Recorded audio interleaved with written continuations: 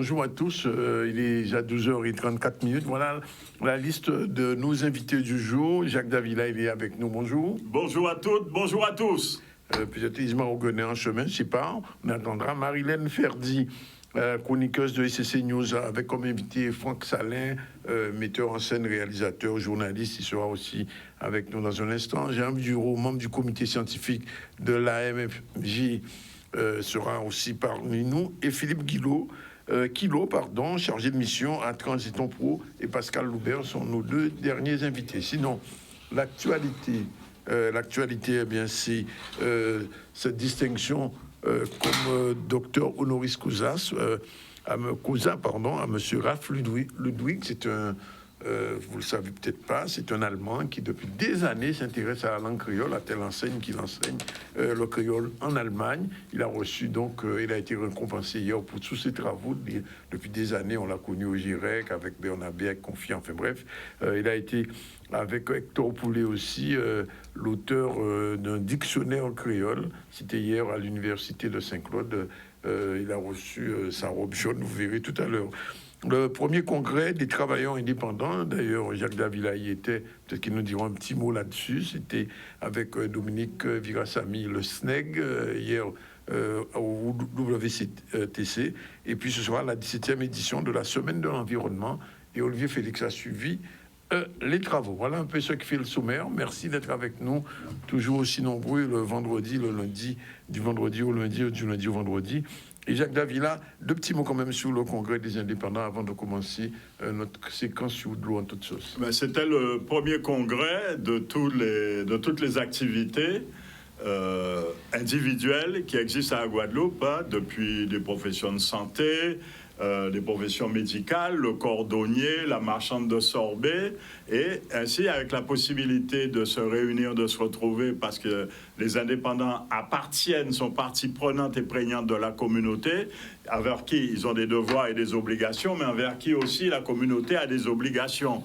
Ce sont des gens qui produisent, qui font partie de l'économie, qui doivent bénéficier aussi des ressources, parce qu'il s'avère qu'ils n'ont pas de retraite conforme pour des raisons qui relèvent de la méconnaissance. Donc le système a l'obligation d'être rappelé à ces réalités pour que le droit des gens soit respecté.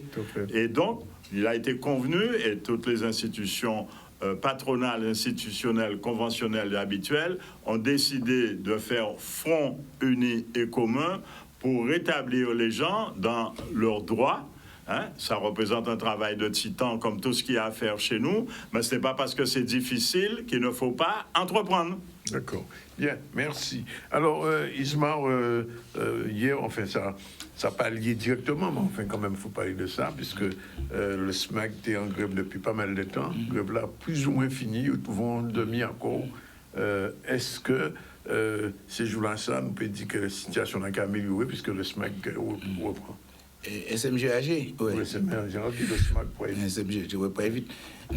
Problème là, nous pas ni pour perspective d'amélioration. C'est pour une bonne raison, expliquer ça, c'est que hérité d'un habitat qui n'est pas bon. Donc, il ne pas prendre pour mesure avant pour te dire, bon, voilà. Bon. Et deuxièmement, pour améliorer cette situation-là, il faut des investissements énormes financièrement. Entre 2 milliards et 3 milliards. Donc, on n'a pas à base de simoner comme ça. Donc, population-là, et nous allons bab pour longtemps. Mais nous avons pensé que puis combat nous comme des gens qui comprennent et nous fait ça il faut. Parce que du fait que c'est des fidèles à capacité de là cassé quoi voilà non. Nous avons un problème pas de production de l'eau hein, un problème de distribution de l'eau là. Que nous pas de problème de production nous pas produire trop. Mais le problème là pour conduire ouais, c'est ça le problème là. Donc quand penser que nous allons bas parce que gestion là même quoi ouais.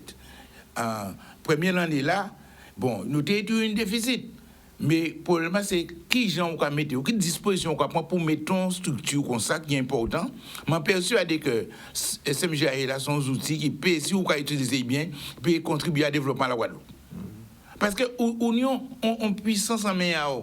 Pour des 180 000 cas, qui ont acheté de l'eau en meilleur, vous comprenez ça? C'est incroyable pour une exclusivité là. Donc, c'est voir faire ça il faut. Malheureusement, il n'y a pas parti en ce sens là. Ça. Parce que, après, quand on parle directeur général des services, on a une vision, on est dépendant.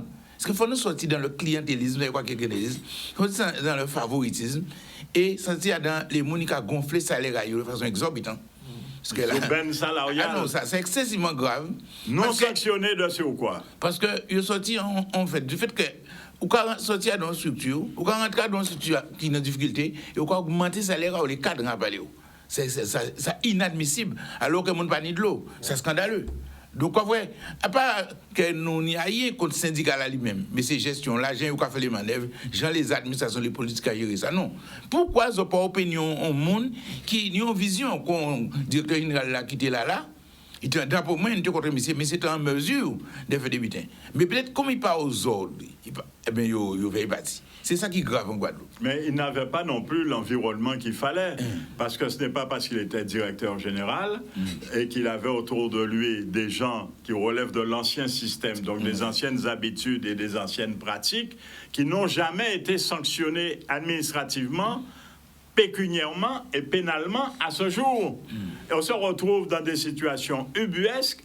Après 14 mois d'existence légale, vous avez des gens, aucun des agents n'a un contrat en bonne et due forme, alors qu'on a fusionné 5 entités qui chacune avait un directeur des ressources humaines. On n'en trouve pas un parmi les 5 en capacité de faire un contrat correct, conforme à la loi, qui stipulait ceux qui venaient des régies, ceux qui relevaient de la fonction publique et ceux qui allaient d'un pays pour uniformiser tout cela, parce que les gens oublient que c'est une entité qui est inscrite au registre de commerce. Absolument. Donc il y a un code particulier et les gens croient qu'on parle du code de l'eau. Le code de l'eau, c'est complexe. Il y a l'hygiène, il y a la santé, il y a la sécurité civile, il y a les règles techniques, parasismiques, cycloniques, il y a les règles de la concurrence, parce que vous êtes en situation de rente, vous êtes tout seul.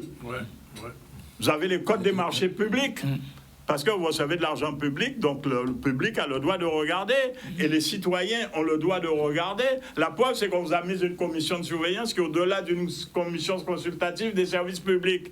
Donc, il fallait se mettre, et faut se mettre en conformité avec les lois qui nous régissent et qui ont été acceptées. La preuve, c'est que ces gens ont accepté d'être désignés par leur entité pour être membres du comité syndical.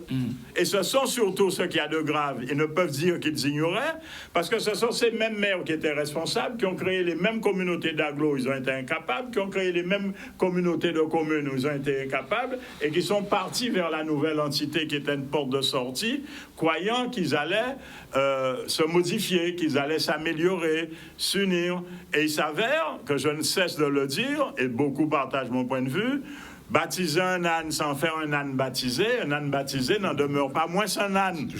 Donc, on ne peut pas leur demander de s'améliorer. Ils ne veulent pas, surtout qu'ils n'ont jamais été sanctionnés. Mais l'heure des sanctions va arriver parce que vous autres usagers, vous ne pouvez continuer à être résilients et accepter tout et n'importe quoi. Vous ne savez même pas quelle est la qualité de l'eau que vous buvez. Une catastrophe. Ce n'est pas possible, cela ne peut pas continuer. Là, on parlait des qualités de l'eau là. En tout cas, vous voyez, mon j'étais, ça facile. Si c'est un ministère de la solidarité et de la santé. Et on va regarder communal. On va l'autre jour matin, le 23 septembre, environ ça. Quand on voit de la Escherichia coli, bactéries coliformes, on sait des bactéries, comment ça grave? Et en passant, quand on va à la radio, on peut abstenir de communiquer, ça grave, hein?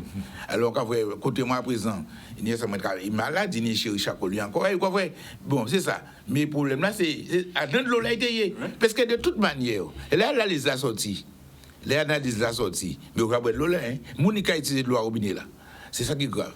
Encore il faut nous bien comprendre ça.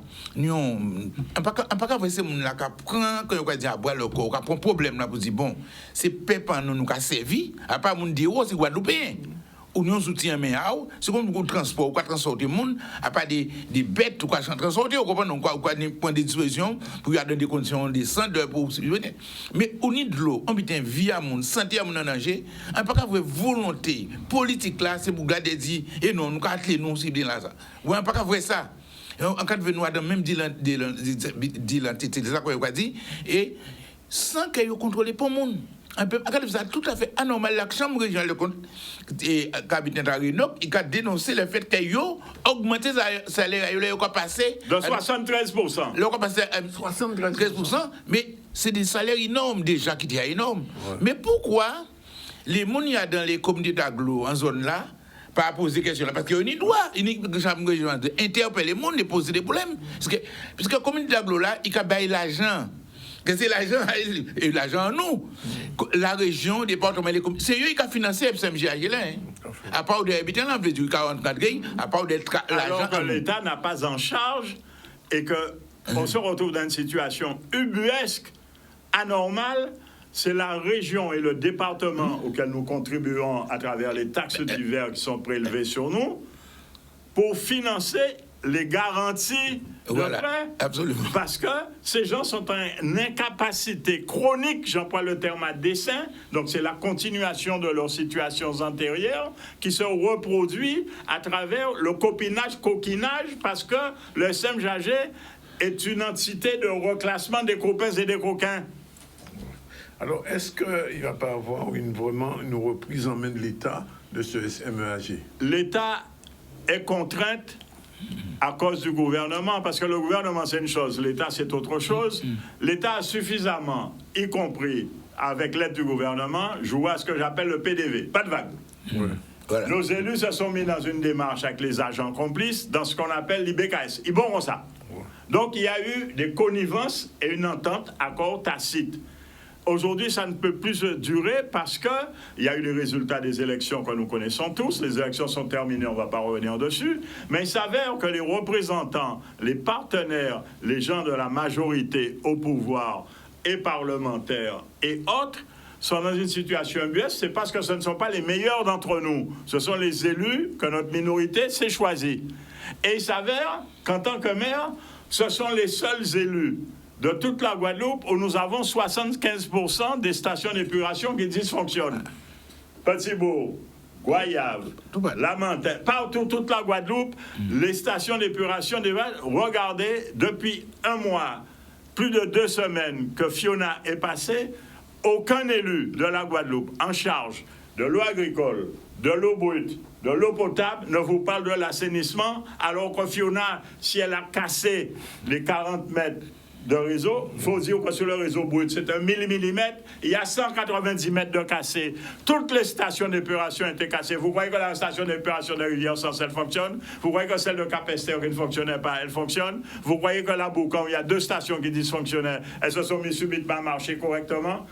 Vous croyez que Mornalo fonctionne bien? Vous croyez que Port-Louis fonctionne bien? Non. Donc, il faut bien qu'on en parle. Vous avez découvert le délai anormal qu'on a essayé de corriger en faisant la bactériologie être faite aujourd'hui à Pasteur pour gagner un peu de temps. Maintenant, le moment où Pasteur donne la réponse, qu'elle envoie à la mairie, qui prenne l'arrêté, alors qu'il faut que vous sachiez, je n'ai eu cesse de vous le dire ici, confirmé par Isbar, que l'article 170-1 du Code de la sécurité civile fait obligation au maire de votre commune d'assurer les mesures conservatoires d'approvisionnement en eau potable pour vous, alors que vous savez tous que même l'eau importée n'a pas la meilleure des potabilités, sans compter toutes les bouteilles en plastique qu'il nous faut détruire.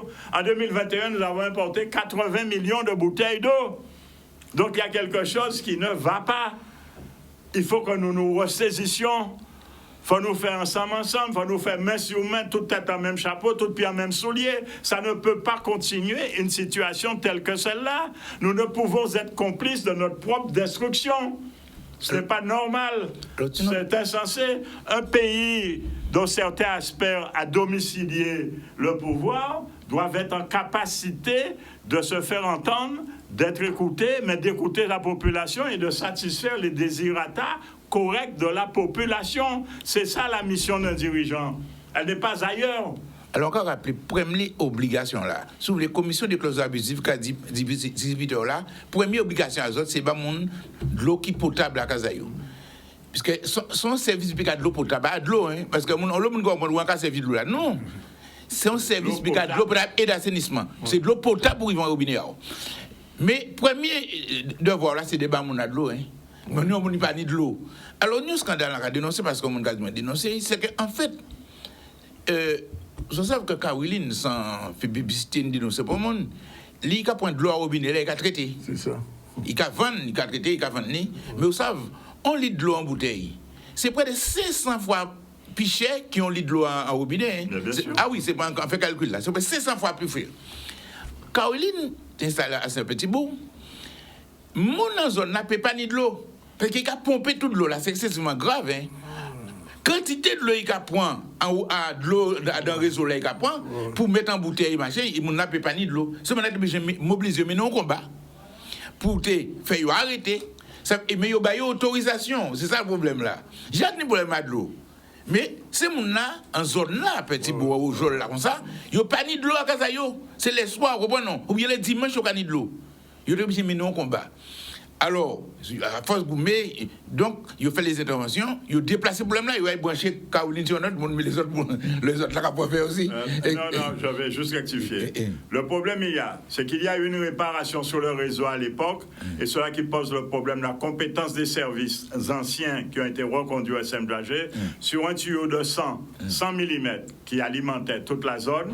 Le premier des problèmes a été que le certificat de conformité des 2 permis de construire accordés ne sont pas conformes à la réglementation dans la mesure où il devait y avoir une station de pompage pour desservir les 2 lotissements. La station de pompage n'a pas été faite après entre Caroline et l'autre. Donc, l'eau ne peut pas remonter en pression. Ça, c'est le premier point. Il y a une réparation qui s'est faite sur le tuyau entre Caroline et ces 2 lotissements. Il y avait un diamètre de 100 mm. Pour dépanner, ils ont mis un réducteur et posé un 60. Ça se traduit par une réduction de la pression, un affaiblissement de la pression. Tout comme, il faut que vous sachiez, sur les 40 mètres de tuyaux cassés sur le 700, nous nous retrouvons avec une perte de pression de 7 bars, c'est-à-dire 7 kg par centimètre carré.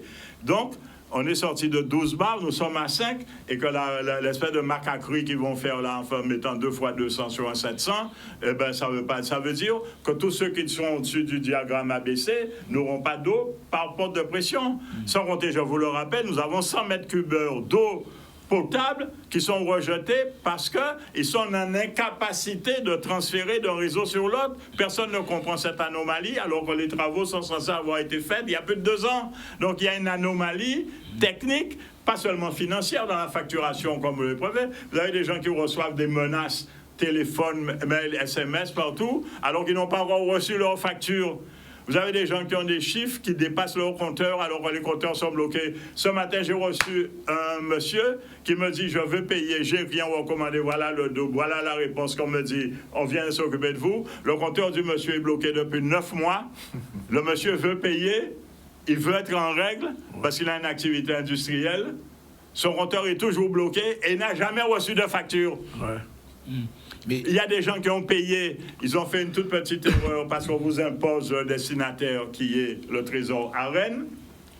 Le monsieur a envoyé son chèque et plusieurs personnes à la territorialité, l'agence dont vous relevez.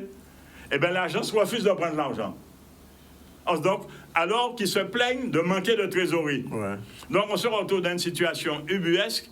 On aurait dit ça à l'image de l'archipel du pays. Terre de haut, pas bien, terre de bas, parce qu'il y a une plus foncée au plus clair qu'il l'autre. Il y a tous les départs d'accord pour bien monter à rivière, ainsi de suite. Désir à Dien, les bassins François.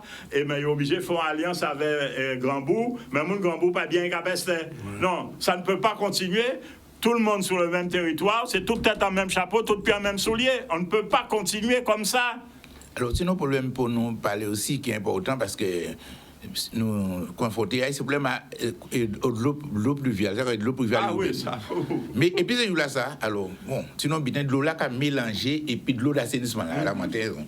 Ça tellement gros, il a passé dans le réseau là et il a fait ça déborder. Donc tout les regards qu'a débordé. Donc comme tout environnement là a pollué parce que de l'eau là comment il fait qu'à rentrer à dedans. Deuxième bitin, c'est que en fait l'aide de l'eau là vous savez, c'est le CMJAG responsable de la gestion, loi 29 avril 2021, il a compétence là. Ça. Donc ça veut dire qu'il faut y prendre ça parce que c'est arrivé, mon appel peut inonder et néer. Comment on veut dire, ça prend on bite à la légère. Parce que de l'eau là qui a débordé sur tes côtés, de l'eau là ne peut pas passer, etc. Et il a monté. et non de mon côté nous, on a crié parce que maltraitant monde pas faire rien ba yo. Là où nous avons compétence, faut assumer parce que bon les gens qui fait le valeur tu pas vite parce qu'il faut faire. Je ne peux pas l'assumer. Je peux pas l'assumer. Mais pour le moment, où accepter compétence là, faut résoudre lui. Et encore que ça très très important parce que question à de l'eau là, Guadeloupe sont en côté la pique à tomber en quantité. Quantité.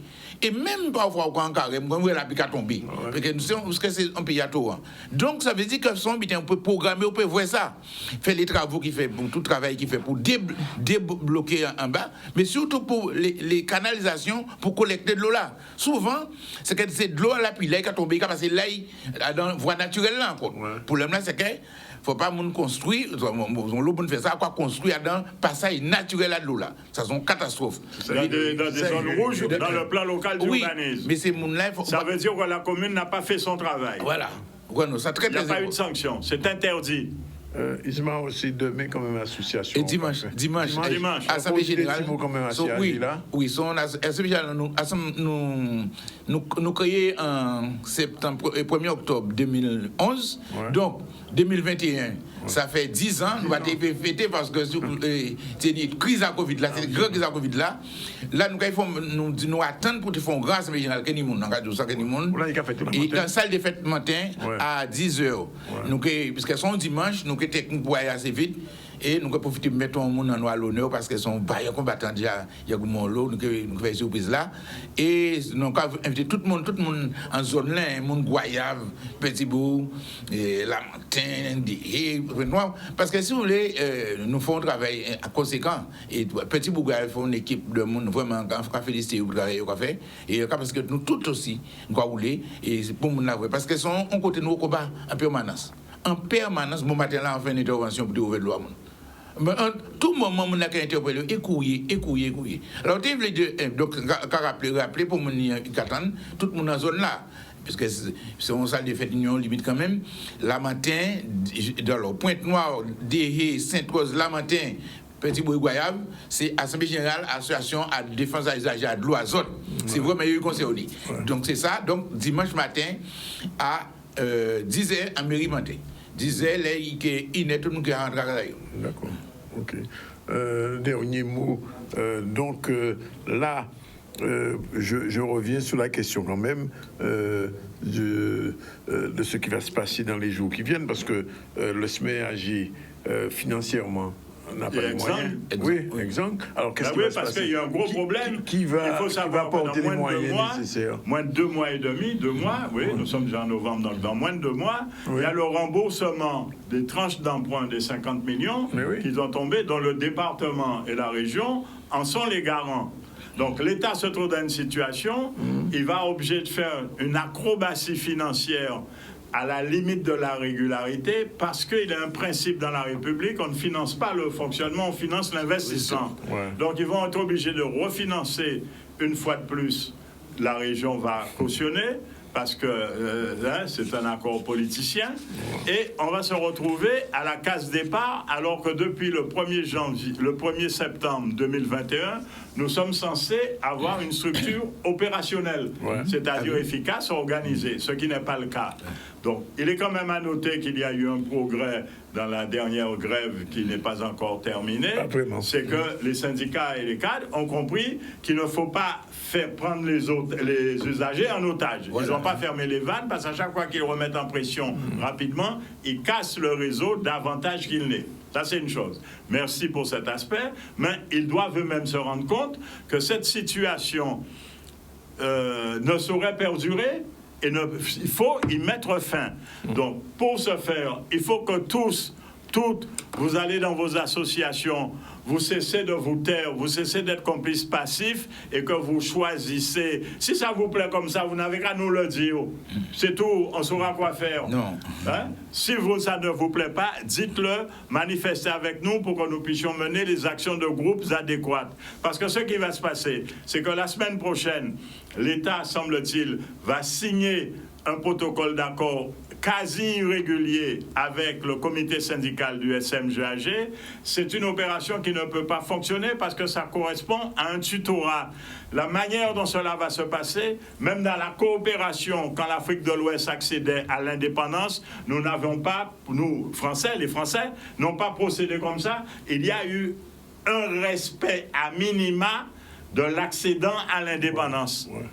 Hein? Et aujourd'hui, c'est, ma foi, ces messieurs, hein, comment voulez-vous que des gens qu'on n'a pas sanctionnés, vous pouvez demander de changer leurs habitudes du jour au lendemain, vous ne les avez pas tensés, vous ne les avez pas avertis, vous ne les avez pas formatés, alors qu'ils sont susceptibles pour certains, parce qu'il y a des cadres qui sont compétents, il y a des agents de maîtrise qui ne sont pas compétents, ils ne sont pas tous aussi compétents qu'on l'aurait souhaité, mais il y a des gens qui peuvent s'améliorer par la formation continue, par un encadrement de qualité, et si nous avons un encadrement de qualité, nous allons nous en sortir et rendre cette affaire-là soutenable, parce que c'est une rente de situation. Le SMGAG est seul à exploiter un service public.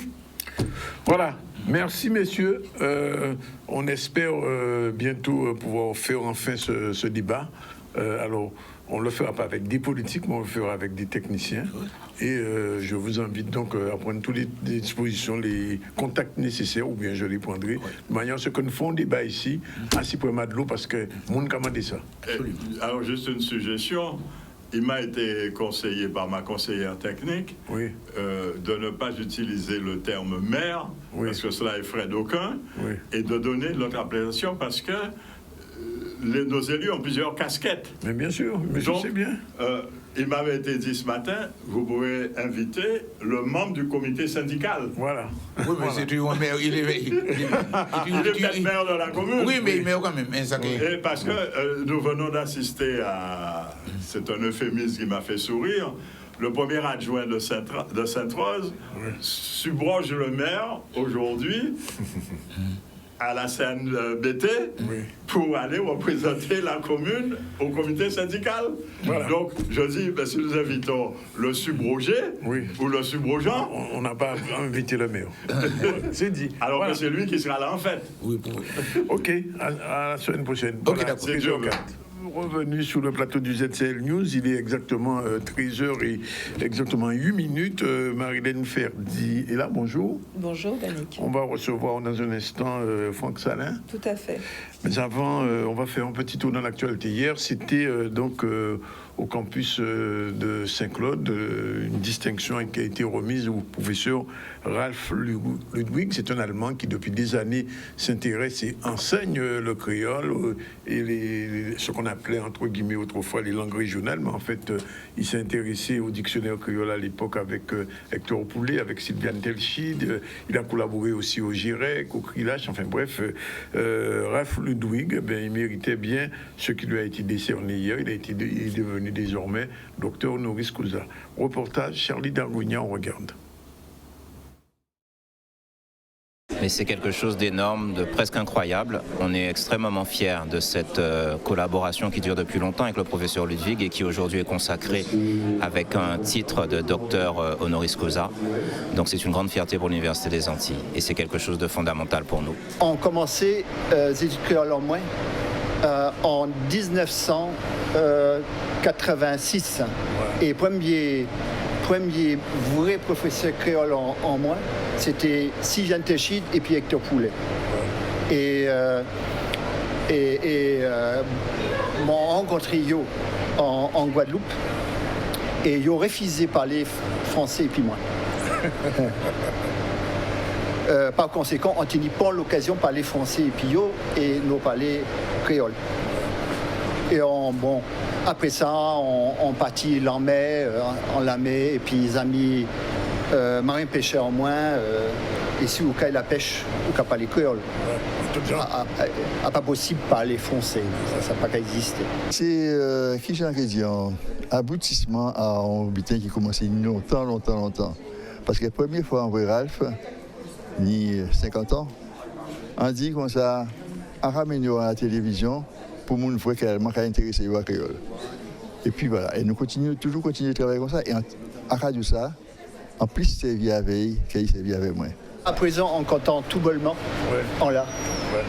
On cavouait la Guadeloupe, on qui voit des mains la Martinique. On qui est là, évidemment, les amis en moins. Et on a pensé à au travail nous fait ensemble, langue là, culti là. On a songé Jean Bernabé, on a songé Jean qui disparaît, mais qui est toujours là. Et puis livre là, et puis ces livres là. Et puis ces messages-là qui est important. Oui, il fallait reconnaître son engagement pour notre langue créole depuis toutes ces décennies et le fait qu'il puisse la faire rayonner dans le monde entier. Ni en bitin qui certain, à présent, ni en Kévoyo, des étudiants en moins en Kévoyo, demain en Martinique, parce qu'il y a fait Zétidayo. Maintenant, à présent, en Martinique, il y a étudié proverbes créoles, littérature créole. Le message qu'il faut envoyer, c'est en cas espérer que ça qui permet mon Guadeloupe pas parler créole et ça qui permet la langue créole là à être plus loin chaque fois parce que c'est en créole que nous pouvons penser et c'est en créole que nous pouvons faire l'unité à peuple Guadeloupe. Alors, on va savoir si ils ont remarqué, même si c'est son allemand, et il n'y a pas de créole, qu'on le Guadeloupéen va réussir à faire, alors on espère que ça qui bat tous Guadeloupéens force, puis on parle les langues en nous.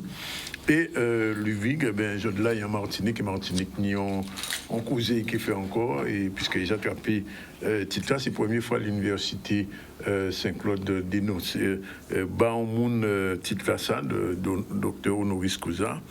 Et lui était très content. Tenions le palais, le discours, nous avons l'occasion de venir dans ça. Et voilà, deuxième invité à nous, Jala. En passant, si nous comprenons que Marie-Hélène. De toute façon, créole là très présent dans le travail. Donc nous pouvons continuer créole, même si moi, créole là, officiellement terminé, mais nous pouvons parler créole. C'est là dans nous, hein. Nous allons saluer Franck qui nous est là. Eh bien là, bon, ok. Alors, il mettait des roses entrailles. Alors, Marie-Hélène en calé sur vous. Alors, déjà, alors, nous allons lancer. Nous allons envoyer des génériques là quand même. Nous allons envoyer des génériques là et nous allons démarrer.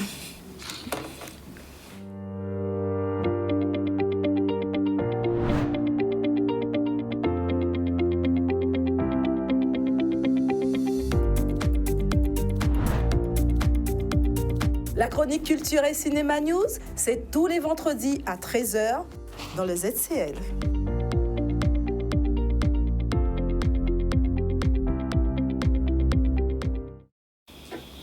Eh bien, nous avons un créole. Je là, nous avons souvent monde pour lesquels créole sont langue importante. Mais avant de démarrer, on veut dire merci en pile pour madame, c'est Tina. Vous ne savez pas qui mouni hier. Ah, pas où, c'est Tina, Talé, Franck. Disons, Franck qui top pour Tina, parce que conseil a crié, qui explique nous qu'est Tina. Il y a une deuxième madame, il dit, moi là, mon nouveau télé en moins, c'est dénommé Caroline, qui n'a un lien avec Tina. Aussi. On va même regarder Franck savent de qui nous fait. Et puis il y a une troisième petite madame. Oui, mais déjà, ces deux madames là, ça a commencé par Tina. On peut dire que si nous avons un monde qui est number one à dans fan club à Franck, c'est bien Mademoiselle Tina. D'accord, nous donnons ça. Allez, va y aller. Alors, ça on peut dire ici, Franck, c'est que Franck, alors, faut nous savoir que son Guadeloupéen, il grandit ici dedans. Et puis, quand tout petit monde, là où vous voyez attraper Bakaï, il est parti en France faire l'étude. Il commençait par faire l'étude des journalistes. Une fois attrapé diplôme à journaliste, il continue à faire l'étude. Il fait un DEA, spécialité esclavage dans les Antilles françaises. Ensuite, Franck, il vient journaliste dans l'eau média, donc RFI, TV5 Monde, RFO, Arte, pour ne citer que cela. Et puis, il y a d'idées qui sont spécialistes de la Caraïbe et de l'Afrique. Alors, il faut savoir que Franck, c'est avant tout un écrivain qui écrit 3 romans. Un réalisateur, il y avait 6 documentaires à Journée de Jodelin qui sortit, mais c'est aussi un metteur en scène et un directeur de troupe. Donc, il y avait des pièces théâtre. Alors, concernant ces romans-là, donc nous ni au premier roman qui est sorti en 2000 à l'Harmattan, c'est Pointe-à-Pitre de Paris. Ensuite, il sortit un deuxième roman, L'homme pas Dieu, en 2012. Alors, le roman-là s'est attrapé le prix Carbet des 1001 en 2013. Et puis, un troisième roman qui est écrit en 2017, Le Grand Frisson. Alors, là, quand il prend sous forme pour Bazot à présent, filmographie à M. Franck Salin. Donc, avant filmographie, là, en Tchatchébé a dit que quand même, première pièce théâtrale, il fait en 2017. Non, c'est Baudelaire pas loin, en référence à Baudelaire, pas loin. Alors, particularité à pièce là, c'est que c'est première pièce qui écrit en langue créole et que yo présenté à la Comédie Française. Ça s'obité poto Jean fait et bien sûr sous-titré en français Basse Moun France là. Donc, Franck, son monde qui est passionné de films documentaires, il réalise un premier film, L'Appel au tambour, en 2008. Premier film à attraper un prix au FEMI, Festival FEMI, mais aussi été sélectionné pour le FESPACO. Alors, le FESPACO, pour ceux qui ne pas connaître là, c'est Festival Cinéma Ouagadougou au Burkina Faso. Ensuite, en 2013, ils font un deuxième documentaire sur un air de révolte. 3 ans plus tard, il fait Bois d'ébène, qui t'a là aussi été sélectionné pour le FESPACO. Et il fait ensuite, en 2018, 4e documentaire, Des fossiles dans les veines.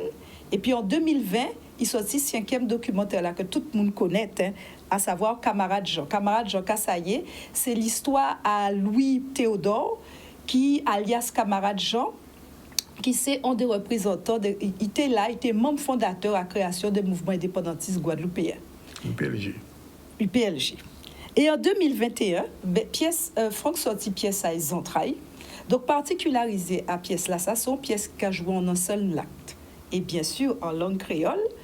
Et ils sont pièces qui, quand même, inspirées de faits divers, qui ont longtemps tourmenté, chouboulé un peu l'esprit à Franck. Donc, il dit nous ça, t'as les possibilités. Mais il y a une particularité à noter dans ces 2 pièces théâtre à Franck là. C'est qu'à pas n'importe qui monde qui était qu'à composer musique. Pour première pièce là, Baudelaire ou pas loin, eh bien, c'était un dénommé Franck Nicolas. Vous connaissez Franck Nicolas? Jaffinissi, son trompettiste. Eh bien, deuxième pièce là, à pas n'importe qui monde, il composait Tala la entrailles. Devinez qui monde composait musique là? Dis-moi. Ben, en grand monsieur à musique, il fait la une d'un journal de référence en matière de jazz. Vous ne pouvez pas trouver après ça.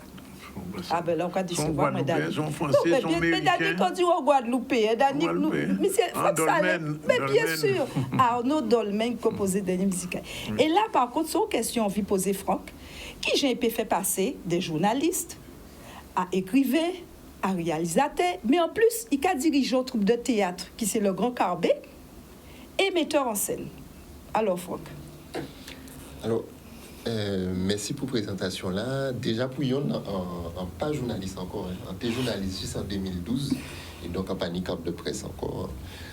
Parce que justement, l'année là, ça a décidé sans et fait, c'est vraiment la création. C'est-à-dire fait film, continuer à écrire roman, déjà écrit roman, fait pièce théâtre. Donc en 2012, en lagué journalisme là et en décidé travail en moins, métier en moins, c'est la création. Donc à un moment là, ça en poté manève et dans ancien travail en moins nous arrivons à entendre nous, hein. Donc l'empathie en technique quand même des quoi empathé un problème, on a parlé de l'argent et puis il y a un système aussi en France qui a créé l'intermittence, c'est-à-dire qu'on travaille 507 heures ou paye en pension qui permet de vous compléter l'argent. On va parler de l'argent parce que dans la création, si on dit qu'on revient souvent, c'est comme qui j'en peut faire vivre de ça, qui j'en peut survivre. Donc d'avoir voilà ni madame et Timoun, on t'a posé moins de questions et on te savent bien quand on t'y est, on te savent que c'est pas là pour moi t'y aller. Mais on peut te parer parce que on t'a posé moins de questions et on peut vivre de ça. Et finalement, là, on prend décision là, ça, ben ça marchait parce que ces projets-là, on proposait là, qui pour documentaire, roman, théâtre, mais finalement, ça prend. Et donc, c'est comme ça, arrivé qu'à vivre de ça, jusqu'à la journée aujourd'hui.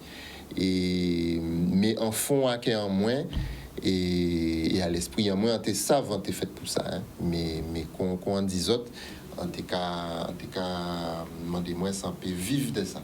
Et finalement, c'est possible. Alors, mon question t'avait posée au Franck. Donc, m'en suivez-vous sur les réseaux sociaux en 2021. Donc, en voyant un paquet de monde qui a été français gardé avant première heure, moi, j'ai aimé ça, qui gens public français là recevait le fait que pièce là, t'es en créole, sous-titré en français. Est-ce que ça posait un problème? Alors, majorité à ces gens-là qui viennent voir pièce là, même en France, c'est antillais, Guadeloupéens, Martiniquais, Haïtiens, et donc ils ont qu'à parler créole, ils ont qu'à comprendre créole, même si ils ont tout pas à parler, c'est certains faits en France et ça pas toujours évident les faits en France, mais en tout cas ils ont qu'à comprendre ni. Mais c'est vrai que ni blanc ni africain aussi qui viennent voir, et pour eux on obligé de faire ce titrage là. Et ça permet de rentrer à dedans même si on pas parler créole. Donc c'est comme ça ça a marché et juste à la journée aujourd'hui ça a passé très bien. Et puis il faut pas oublier habiter aussi laisse ces comédiens là dans pièce là même si vous pas comprendre langue là bien mais ça yo ka jouer c'est qu'on nous regarder un film américain ou japonais machin bon des nous pas ni temps lit tout ça yo ka dit mais à ces gens là c'est monde là qui jouer histoire là nous ka rentrer dedans quand même et pour que langue créole là c'est même bitin qui pour tous les autres langues hein. Est-ce que vous pouvez dire nous des mots si pièces là Zantraille c'est histoire José Marie-Paul. José Marie-Paul, c'est Marie et madame. Hein. Et José fermé à dans l'asile psychiatrique, qui fermé à dans Chamaille, et nous passons bien pour qui il a, mais monsieur font bitin. Monsieur font bitin, nous comprenons ça. Et madame Marie-Paul, qui a débarqué, et il besoin José expliquer quand il fait là, pour qui il fait ça. Parce que ça a travaillé madame là, ça a travaillé madame Maï. Il collait aussi contre lui et petit à petit nous avons découvert qu'a José fait et alors on peut pas tout décattement à pièce là mais José il fait un bitin qui est très grave et comme on t'a dit dans la présentation là c'est une histoire en étant la radio ni longtemps elle était étudiant et pendant l'année on pas arrivé à oublier l'histoire là ça souvent ça t'est qu'à ouvine. Et on dit bon puis sans pas qu'à oublier l'histoire là ça qui était très violent une histoire qui fait à nos familles on dit quoi comme ça qui marqué qui fait un bitin veille et c'est comme ça Zantraille vrai jour. Alors nous qu'à voir l'écran pour tous ces téléspectateurs là qu'à voir l'écran ces dates là donc il n'y a pas changé ni à dans ces dates là ni à dans ces lieux là. Signe des modifications, profitez pour dire. Non, rien pas changé. Voilà. C'est du 5 au 20 novembre. Zantraille a passé, a sillonné la Guadeloupe. Nous avons commencé un week-end là au Memorial Lac. On a profité pour dire ces gens là pour Memorial Lac. Ils ont pu trouver billets en ligne. Il faut jouer là même avant pièce là pour prendre billets à autres parce que j'ai recevoir combien de messages. Donc pas ni billets en ligne pour Memorial Lac. Mais pour la restant, ni ça qu'il faut en citer Mac en télé là. Mais ils peuvent trouver ces billets là en ligne et jouer là même aussi. Ils peuvent venir jouer là même. Mon dernier mot, pour que tu Zantraille. Zantraille, parce que là, quand on raconte c'est une pièce assez violence en famille, et c'est Timoun-là qui apprend à faire dans ça aussi, les violences, les violences qu'a fait. Et Zantraille, c'est à songer vent à maman là. C'est Timoun-là qui sortit en fond Zantraille et qui prend faire dans ça.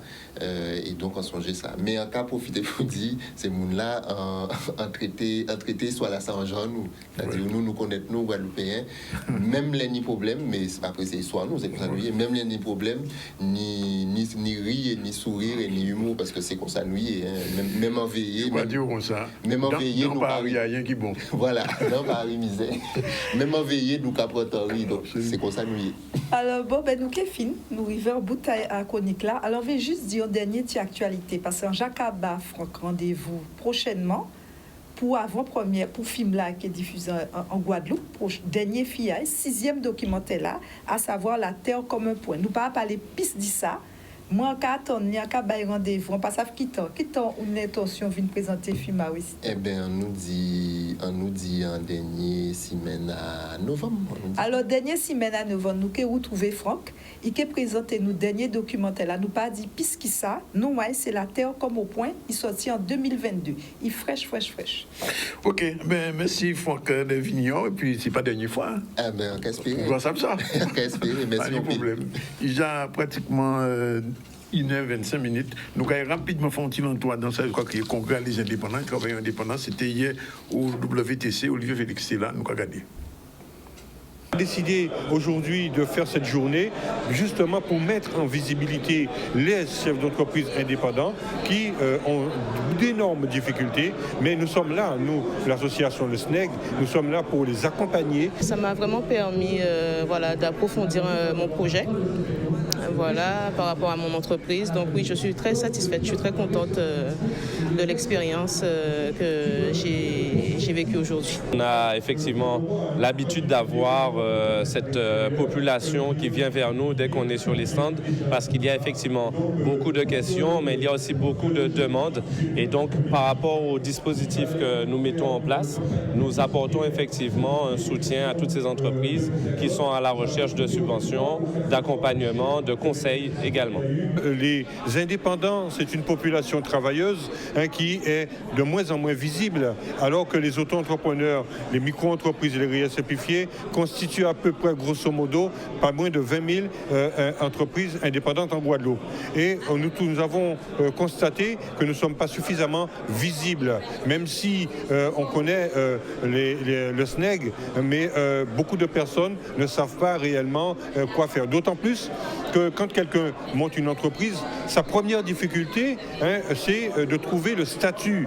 Parce que quand on est indépendant, il faut savoir qu'on peut être auto-entrepreneur, micro-entreprise ou réel simplifié. Quand on passe en SAS, nous sommes déjà en société. Et donc, cette population indépendante subit beaucoup de problèmes. Voilà, il est exactement 13h30. On prend la première pause, nous allons prendre un premier camp pour là. Et nous allons retrouver nous tout à l'heure avec donc les autres invités, Jean-Yves Duroy qui est avec nous tout à l'heure, Philippe Kilo et Pascal Loubert. Tout de suite. Voilà, retour sur le plateau du ZCL News. Je vous l'ai dit, on va recevoir Jean-Yves Duroy, il n'est pas encore là, mais il sera avec nous dans un instant. Philippe Kilo qui est déjà là et Pascal Loubert, responsable de la mission locale. On va parler tout de suite de cette transition pro. Bonjour Philippe. Oui, bonjour. Alors, il faudra nous expliquer ça parce que les gens qui sont là ont envie de savoir et moi aussi. Ouais. Effectivement, pendant de longues années, presque 40 ans, nous nous sommes appelés le FONGECIF. Oui, justement. Donc ce nom-là, bien sûr, il est entré, avec le temps, il est entré dans les têtes, dans les usages. Il faudra l'oublier maintenant. Il va falloir l'oublier, oui. Il va falloir oublier congé individuel de formation, il va falloir oublier FONGECIF, parce que ça n'existe plus depuis 2020, depuis le 1er janvier 2020.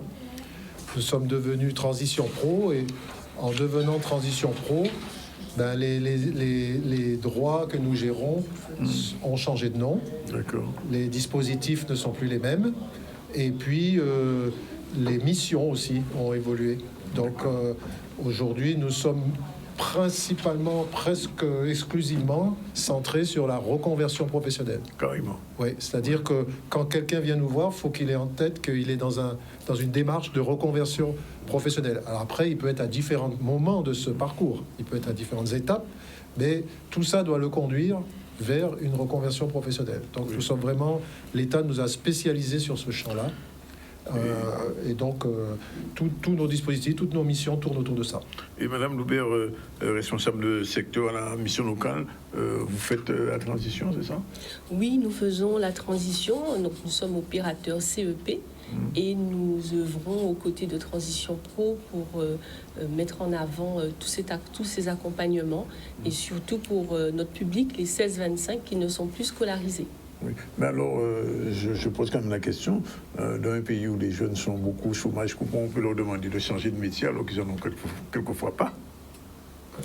Et justement, nous, dans le cadre du CEP, on a ce volet qui permet à un jeune, justement, de travailler sur son parcours et d'aller vers une autre orientation professionnelle. Et la transition permet qu'il puisse s'adapter à son territoire et qu'il aille sur, par exemple, des métiers en tension et qu'il se forme et qu'il attende... C'est surtout la question de la formation qui va se poser en ce moment. Oui, mais il y a des opérateurs, des collectivités qui travaillent sur la question des compétences et de l'entrée en formation et qui travaillent aussi sur les besoins du territoire. Donc il y a de la formation. Après, c'est préparer le public et qu'il soit au fait de ce qu'il a besoin d'acquérir pour pouvoir aller sur les métiers en tension, par exemple. Oui, et donc pour ça, comment ça s'organise concrètement? C'est-à-dire le jeune qui nous écoute en ce moment, qu'est-ce que vous lui proposez concrètement? Alors, ce qu'on lui propose concrètement, c'est de venir déjà nous rencontrer parce que nous avons une raison d'être qui s'affiche clairement, qui est de nous engager auprès des jeunes dans leur transition professionnelle et sociale, pour qu'ils puissent acquérir bien évidemment tous les éléments pour réaliser leur projet d'avenir et être autonome. Le jeune qui frappe à notre porte, bien sûr, nous allons l'accueillir, nous allons l'écouter et nous allons lui proposer un diagnostic 360. Alors, qu'est-ce que c'est que ce diagnostic 360? Eh bien, on va d'abord l'évaluer, évaluer son niveau de savoir de base. On va évaluer ses compétences numériques, ce qui est très important, et aussi ses compétences professionnelles et transversales. Et avec tous ces éléments, il va être confronté au monde de l'entreprise, puisque nous avons un outil pour l'accompagnement des jeunes en milieu professionnel, qui est la période de mise en situation en milieu professionnel, qui lui permet d'aller confronter sa vision de l'emploi ou du secteur d'activité à la réalité. Et quand il revient, ça va nous permettre de valider, quand c'est possible, si on a besoin d'un bilan de compétences aussi, on va y aller, et à la fin, ça va valider un projet professionnel. Et c'est à ce moment-là que nous allons rentrer sur la question de la recherche de formation et de la recherche de financement de la formation. Et une fois qu'il aura validé ces étapes de mise à niveau de compétences, on va s'attaquer à la question de la recherche d'emploi avec tout ce qu'on connaît comme accompagnement sur la mise en forme du CV, l'évolution du CV, la préparation aux entretiens, la recherche d'emploi et le suivi pendant les 2 premiers mois.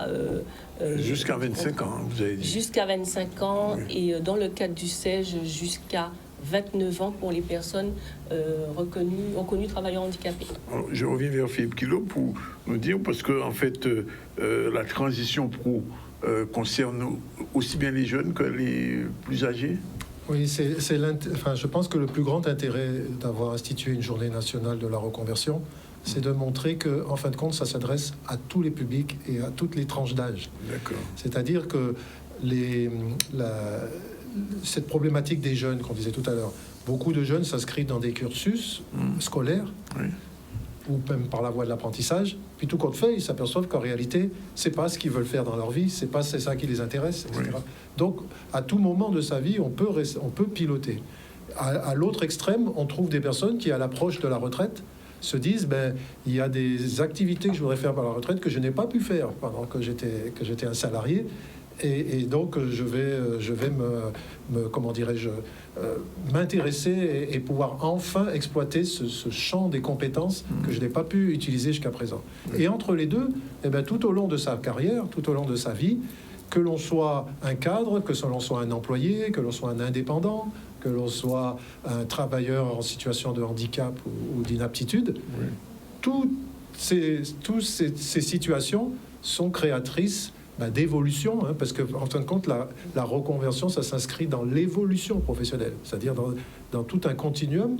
Et à certains moments, ce continuum, il est plutôt sur la reconversion, c'est-à-dire je vais faire autre chose. Il y a des personnes qui évoluent en progressant dans leur métier. Il y en a d'autres qui évoluent en s'intéressant à d'autres métiers, en venant augmenter le champ de leurs compétences pour à la fois proposer une expérience, proposer de la polyvalence, donc on se donne des atouts supplémentaires. Parce qu'autrefois, enfin il y a jusqu'à quelques années, on parlait beaucoup de mobilité. La transition, c'est un euphémisme par rapport à la mobilité. Alors, je crois que derrière le mot transition, d'ailleurs on le voit quand on fait transition entre 2 images, par exemple. Oui, bien sûr. En fin de compte, ce qu'on cherche, c'est à sécuriser. D'accord. Ce qu'on cherche, c'est à faire en sorte qu'il n'y ait pas de rupture. Donc l'idée de transition, c'est que tout se fait d'une manière organisée, j'allais presque dire en douceur, mais bon, ça demande des efforts, ça demande quand même de pouvoir. Mais l'idée, c'est que vraiment, on soit petit à petit dans un système qui favorise la sécurisation des parcours. Plus on va sécuriser les parcours, plus les personnes oseront oseront franchir le pas. Tout à fait. Parce que si à chaque fois qu'on leur dit, je prends souvent cette image quand je suis avec les personnes, je dis, ce qu'on vous demande, c'est pas de sauter d'un avion sans parachute, c'est de sauter avec 2 parachutes. 2 parachutes. Pour éviter, au cas où vous ayez le premier parachute qui ne fonctionne pas, vous en ayez un de secours. Et c'est ça l'idée. L'idée, c'est pas de dire aux gens, faites le kamikaze, démissionnez de votre poste et allez chercher un travail. Oui. C'est une transition, ça s'organise. Oui, et c'est comme un peu un voyage. Un voyage, je fais des étapes dans mon voyage, j'ai un itinéraire. Pendant 2 jours, je suis à tel endroit, puis 2 jours, je suis à tel endroit. Mais comment je passe du premier endroit au deuxième endroit? Est-ce que j'utilise le train, l'avion, le bateau, je loue une voiture, qu'est-ce que je fais? Donc là, c'est pareil. Est-ce que ça passe par de la formation? Est-ce que ça passe par la création d'une entreprise? Est-ce que ça passe par la mobilité géographique? Est-ce que je vais aller travailler à l'étranger? Est-ce que je vais rester en France? Enfin, il y a tellement de possibilités d'agir qu'en fin de compte, il faut que l'on fasse entendre aux personnes que tout est possible à tous les âges, mais pas n'importe comment. C'est un peu comme en créole, Domino là, il n'a pas qu'à jouer en pangal. Oui, tout à fait. Pascal Aubert, alors, il y a un rendez-vous pour ça, ces jours-ci?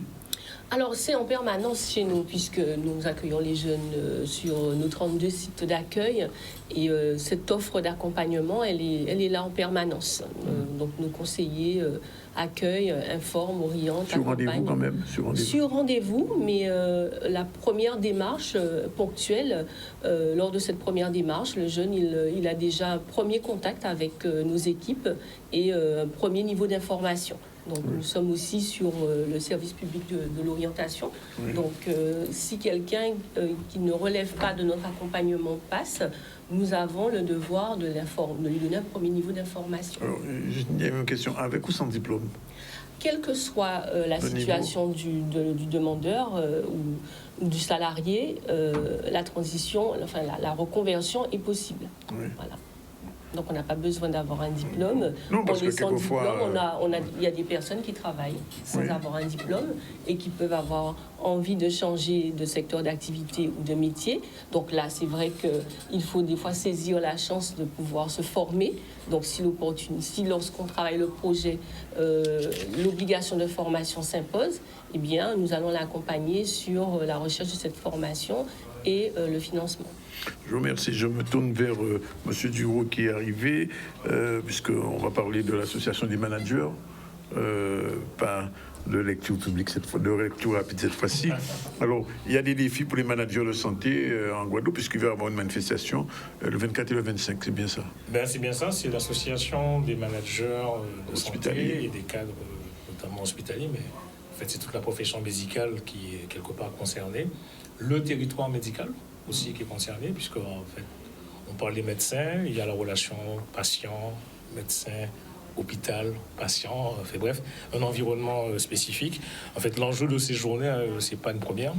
Je crois que la première édition devait dater de 2012 ou 2013, où effectivement, c'est un rendez-vous annuel qui a été quelque peu estompé ces derniers temps pour les conditions que nous connaissons. Donc, c'est le prochain colloque qui se tiendra effectivement fin novembre et qui permettra de réunir pendant 3 jours, pendant 2 jours, des professionnels du monde hospitalier, des managers qui vont pouvoir se rencontrer, échanger sur des bonnes pratiques et avec l'espoir que chacun puisse repartir avec des clés, des outils pour améliorer leurs pratiques professionnelles et managériales. Et ça va s'organiser autour de tables rondes, c'est bien ça? Alors, il y a 3 tables rondes de prévues qui vont à chaque fois faire intervenir des spécialistes du monde médical, mais avec aussi des regards croisés avec des personnes qui proviennent d'autres corps de métier, à travers effectivement cette question clé qui est posée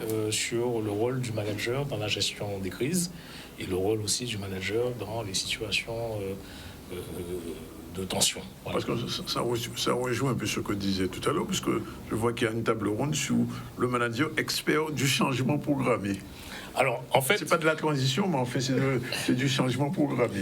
Alors, on se rend compte d'une chose, il y a une chose aujourd'hui qui est devenue sûre, c'est que le changement sera permanent. Oui, apparemment. Voilà. Donc, quelque part, en fait, quand on pose la question, c'est on n'y répond pas nécessairement déjà d'emblée, mais c'est aussi les professionnels de santé, comme d'autres personnes, en fait, sont tous les jours, on est confrontés, bousculés par un environnement qui change, auquel on doit s'adapter. Donc il y a cette dynamique du changement, la question du changement, et il y a un élément pas aussi sismique des fois du changement qui est la crise. Oui, justement, j'allais dire, et la Guadeloupe, la crise, on connaît. La Guadeloupe, la crise, on connaît, mais justement, quand on parle, allez, on va sortir peut-être de ce contexte-là, justement, on vit dans un territoire où les choses sont précaires, fragiles. Donc on est sur un territoire où, normalement, on avait développé des capacités particulières de résistance ou d'adaptation aux crises. C'est ce qu'on appelle maintenant, avec ce mot très moderne, de résilience. Mais pas au principe. Les Iliens sont des personnes qui devraient être plus résilientes. Avec le temps, on a perdu aussi cette capacité à nous adapter au changement. Le contexte aujourd'hui, qu'il soit technologique, sanitaire ou biologique, nous ramène en permanence à devoir faire face à un imprévu, ça c'est la crise, mais aussi il y a des choses qui sont programmées parce qu'il y a des changements un changement d'organisation, par exemple, ça se programme. Prochainement, par exemple, il va y avoir le passage de la construction du nouvel hôpital. Là, il y a un processus de changement qui est programmé. Il y aura crise et changement. Il peut y avoir crise, il peut y avoir changement, mais si le changement est bien géré, peut-être qu'il n'y aura pas de crise. Mais en fait, si je comprends bien, le manager aujourd'hui, dans le milieu de la santé, c'est quelqu'un qui doit être costaud. Et bien préparé à toutes les éventualités, visiblement. Justement, en fait, tout l'enjeu du colloque, pourquoi on parle de ces questions-là, on ne va pas tout dévoiler, mais par exemple, un personnel de santé, on va prendre un médecin anesthésiste ou un chirurgien. Quand il fait une intervention chirurgicale, il peut se trouver confronté à un imprévu. Comment il s'adapte. Ce sont des personnes sur lesquelles repose... Moi, je ne suis pas personnel de santé. Moi, je participe aux travaux avec l'association en tant que membre du conseil scientifique pour orienter... Vous êtes modérateur de la et donc là, je serai modérateur. D'autres années, j'ai été intervenant. Là, je suis modérateur. La question qui est fondamentale, c'est que, par exemple, sur ces professions qui sont sur des enjeux vitaux, donc c'est ça qui est intéressant. Parce que beaucoup de gens se disent « Ah, c'est compliqué la vie ». Un médecin, un personnel de santé, c'est la vie qui est en jeu. Une vie, c'est précieux. L'acte doit être précis. L'environnement n'est peut-être pas adapté. Et comment, par rapport à cela, j'arrive à être un professionnel qui préserve l'essentiel. L'essence, donc la vie. Oui, ça demande effectivement, en plus des qualités techniques, des qualités comportementales, des qualités personnelles, émotionnelles et donc managériales, parce qu'on a l'interaction, pour faire en sorte qu'une équipe médicale fonctionne de A à Z, du brancardier jusqu'au chirurgien, en passant par les aides-soignants, pour qu'on ait effectivement une prise en charge de qualité. Avouez quand même que dans le contexte actuel, c'est pas très évident. Le moins qu'on puisse dire. Non, c'est certainement pas évident. On aura certainement peut-être au travers l'ensemble des professionnels de la Guadeloupe des personnes qui pourraient, pourquoi pas demain, des personnes référentes sur l'art et la manière de dépasser des situations de contrainte. Mais oui, parce que vous savez très bien, il y a eu un incendie à l'hôpital il y a quelques années. Bon, on va vers un nouvel hôpital, mais entre les deux, il y a une situation qui est particulière à Guadeloupe. Je ne parle même pas seulement du problème des suspendus, mais d'une manière générale dans le secteur de la santé, désert médical, faiblesse de moyens, hôpital en déficit. C'est-à-dire que le manager, je veux dire, vraiment, c'est quelqu'un qui il doit affronter toutes ces problématiques et bien gérer les crises. La force, par exemple, d'un manager, on va lui demander quoi? Par exemple, on va parler de la conduite du changement. Souvent, la personne qui conduit le changement a déjà peut-être anticipé, compris les enjeux de la situation de demain. La grande force de bon manager, c'est de pouvoir s'adapter à l'ensemble de ses collaborateurs, à l'ensemble de l'environnement, pour faciliter l'arrivée effectivement à ce résultat souhaité. Par exemple, oui, on vit dans un pays où les choses sont très compliquées, mais moi je suis, alors c'est mon métier de coach qui ressurgit. Oui, bien sûr. Si je me laisse... Pour les accompagner. Oui, si je me laisse en permanence, je ne regarde que le problème, que la situation difficile. Je crois que c'est ici que j'ai dû le dire une fois. Moi, dans la période dans laquelle on a vécu ces derniers temps, en tant que papa, je disais à mes enfants, nous avons un hôpital qui ne fonctionne pas bien, Je ne disais pas qu'on n'a pas d'hôpital, parce qu'il y a un hôpital, parce que tous les jours, il y a des personnels de santé qui font fi ou qui dépassent les contraintes pour continuer à prendre en charge et assurer des actes de soins de qualité en Guadeloupe. C'est bien ça le problème. Nous, on doit être capable. Donc, eux, ils le font. Par contre, ils doivent être aussi accompagnés. Et il y a un enjeu qui est fort, certainement que ce territoire redevienne un territoire de confiance médicale, un territoire de confiance sanitaire. L'un des maillons essentiels pour y parvenir, ce sont ces managers, ces cadres hospitaliers qui ont pour fonction en fait, de faire tenir l'ensemble, même quand tout peut-être va s'effondrer. Parce qu'ils sont à chaque fois orientés vers l'acte fondamental pour préserver la vie. Donc on va travailler sur l'essentiel. Et quand on dit essentiel, on parle des choses qui fondent chaque personne. C'est vrai que l'environnement est complexe et c'est d'autant plus nécessaire que ces managers et ces cadres, ces personnels de santé puissent bénéficier d'apports entre pairs, d'apports aussi de personnes qui sont extérieures. Par exemple, dans les tables rondes, vous verrez à chaque fois que le conseil scientifique veille à mêler des personnes qui sont issues du milieu hospitalier et des RH, par exemple, qui viennent. Et pas que, par exemple, je vois là qu'il y a le lieutenant-colonel du SDIS, Chipotel, qui était l'un de ceux qui étaient intervenants au moment où il fallait être Madame Mounien du Grand Port. Madame Mounien, qui est DRH du port autonome, parce qu'en fait, dans tous ces métiers, on vit aussi des situations, soit de changement continu, permanent ou prégnant, soit de temps en temps aussi des situations de crise. Vous imaginez le port autonome? Oui. Un problème d'escale peut engendrer pas mal de conséquences sur le territoire local. On le sait, ça. Voilà. On l'a vécu en direct, ça. Et par exemple, on est sur une zone qui est dite Céveso. Oui, tout à fait. Donc, comment, effectivement, en cas de pépin qui va peut-être pas venir de chez moi, mais comment moi, je dois m'organiser autour pour pouvoir assurer la continuité de mon activité. On est encore dans une période cyclonique, on ne sait jamais. Alors, qui est concerné par ces journées annuelles, de manière générale? D'une manière générale, on évite... Et la première adresse, en fait, ce sont les personnels de santé du territoire, mais pas que, puisque l'enjeu, effectivement, il y a toujours une ambition d'internationalisation, en tout cas ouvert à la Caraïbe. Il y aura des médecins et des participants qui proviennent d'établissements de santé de Saint-Martin, de la Martinique. Donc, en priorité, effectivement, c'est, en tout cas, en première adresse, les personnels médicaux, mais en fait, toute personne qui serait intéressée par... suivre le colloque et se nourrir des apports qui vont être faits par ces différents experts et professionnels, sont amenés effectivement à contacter l'association dans la réserve effectivement des places disponibles. Mais tout manager pourrait avoir un intérêt, par exemple, à aller se nourrir de ce milieu particulier qui est confronté à la crise. Alors, c'est du 24 au 25, donc ça signifie qu'on aura peut-être l'occasion de vous revoir pour en parler. Les inscriptions sont déjà ouvertes? Les inscriptions sont ouvertes depuis un certain temps. Oui. On invite effectivement toutes les personnes que ça pourrait intéresser d'aller acquérir quelques outils clés techniques pour faire face au monde qui bouge et qui change, au-delà des crises, à se perfectionner. Et c'est une occasion importante parce qu'un colloque, un séminaire, c'est la possibilité sur notre territoire, en fait, de faire des personnes se former, échanger, partager donc de l'information et donc grandir. C'est tout l'enjeu, effectivement, qui est porté par l'association des managers et des cadres hospitaliers de la Guadeloupe. Au niveau le 24 et le 25, je reviens vers vous avant de terminer. Deux petits mots quand même pour résumer un petit peu, parce que si quelqu'un prenait la discussion en cours, savoir un petit peu. On retient que le fonds GECIP n'existe plus. Non. Deuxièmement, que la transition vers les nouveaux emplois s'accompagne maintenant. Et que la mission locale aide...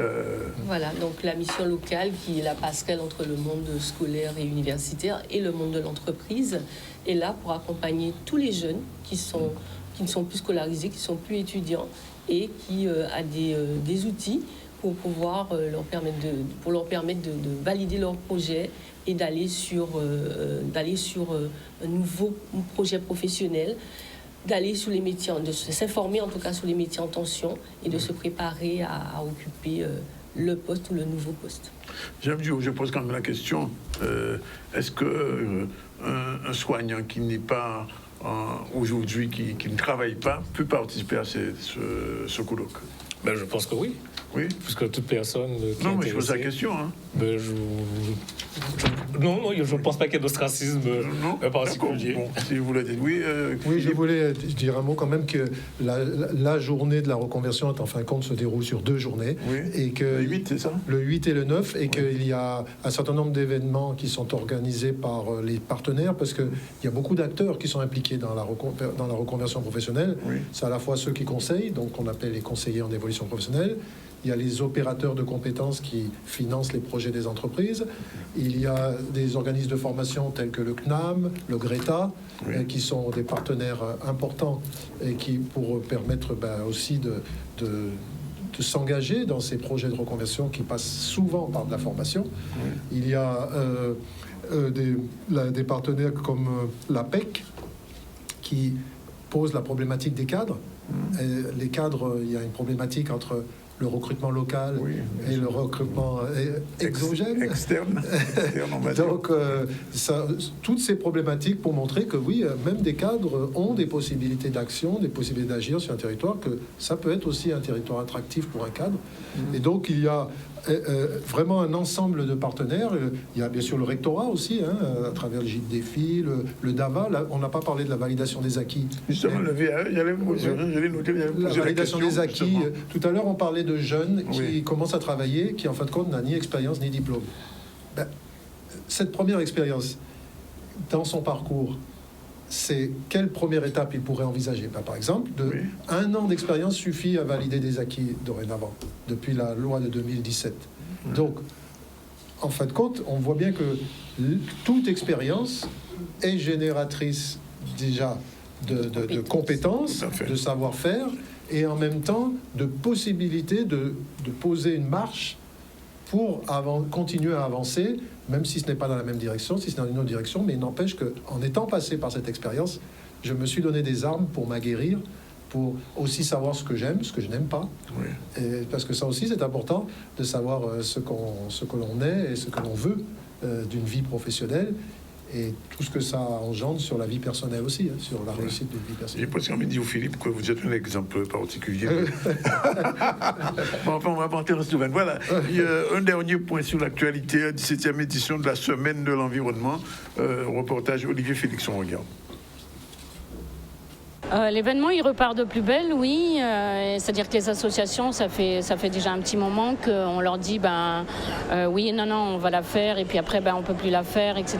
Donc là, ils étaient super contents, et on a voulu aller jusqu'au bout cette année, même si c'était un peu compliqué, mais il fallait que les associations soient mises en avant, toutes les associations de la protection de l'environnement, etc., et qu'ils puissent enfin montrer les projets qu'ils ont, expliquer comment protéger, je veux dire, par exemple, les espèces emblématiques de la Guadeloupe, etc. Je veux dire, ils ont un rôle important. On a retenu le thème du tri des déchets, qui est un thème crucial en Guadeloupe. Comme vous le savez, on retrouve énormément de déchets dans le milieu naturel, que ce soit en rivière, dans les mangroves, sur les plages ou encore en mer. C'est quand même dommage. On a tous des poubelles, normalement, chez soi. Et c'est là, comme disaient les enfants, qu'on doit retrouver les déchets et les trier correctement, puisque les plateformes de tri existent. On a aussi la thématique du jardin créole, et les enfants nous ont expliqué que le jardin créole existe depuis les Amérindiens. Donc c'est quand même important de retourner à nos sources et de suivre les anciens. Nos arrière-grands-parents, les grands-parents guadeloupéens avaient leur propre jardin et se nourrissaient simplement. Voilà, ils avaient quelques pas à faire, ils avaient leurs propres légumes, leurs propres fruits, et ils avaient aussi toutes les plantes médicinales à portée de main. Les enfants travaillaient sur un projet, sur un thème qu'ils avaient choisi. Alors bien sûr, les tout petits, ils aiment bien la protection des baleines, des cétacés, etc. Donc ils travaillent sur ce genre de projet-là. Mais oui, c'est les premiers ambassadeurs. C'est, je veux dire, un enfant qui est sensibilisé le plus tôt sera le mieux. Et donc en fait, je dirais que la nouvelle génération, elle va nous dire mais qu'est-ce que vous avez fait ? Voilà. Bien, je vais rappeler simplement, puisqu'il est 14h, que nous avons reçu en début du ZCL comme tous les vendredis, Jacques Davila et Isma Ogonem pour faire le point sur la question de l'eau, avec toutes les difficultés qu'on connaît en ce moment. De l'eau là pour couler de tous côtés, mais c'est pas encore de même. Marilène Ferdi a invité Jacques Salin. Jacques Salin, c'est un jeune Guadeloupéen qui vit à l'extérieur, mais qui vient de faire présenter une pièce qui s'appelle Les Entrailles, qui sera en circuit en Guadeloupe du sec au 20 dans différentes salles, notamment demain soir au MAC, demain soir et dimanche. Jean-Yves Duroy est encore avec nous pour parler de ces journées des managers dans le domaine hospitalier de la santé, 24 et 25. Et puis on a fini avec Philippe Kilo, pas Dilo. Et Pascal Loupert, on a parlé de transition et c'est très important justement pour les jeunes, les gens qui nous posent. Juste une question comme ça, le speed dating, ça n'existe plus pour vous? Tout à fait, nous avons diverses manifestations et bientôt sur la commune de Morne-à-l'Eau, nous avons jeudi de l'alternance où il y aura un job dating avec des entreprises qui ont des offres à pourvoir. Voilà, sinon, dans l'information, hier, c'était, on veut dire, au campus de Saint-Claude, monsieur Ralph Ludwig, qui est un Allemand, et qui a parlé créole aussi bien qui vous et moi. Il a reçu le titre de docteur honoris causa par l'Université de la Guadeloupe. Ça fait des années que ce monsieur s'intéresse à la langue créole. Il a participé au dictionnaire créole d'acteurs pour les de Sylvain Telsi. Il a écrit de nombreux ouvrages. Il enseigne en Allemagne. Et il nous a dit, même dans une interview, que beaucoup de jeunes Allemands aujourd'hui parlent créole comme lui. Ces autres-là, étant donné qui a parlé créole aussi bien qu'ils vont. Le premier congrès des travailleurs indépendants, c'était hier au World Trade Center. On a terminé avec la semaine de l'environnement. On vous dit merci. La réalisation a été faite par Yann. On se retrouve lundi pour une nouvelle série du ZCL du lundi au vendredi de 12h30 à 14h. Merci. Ciao et bon week-end à vous tous.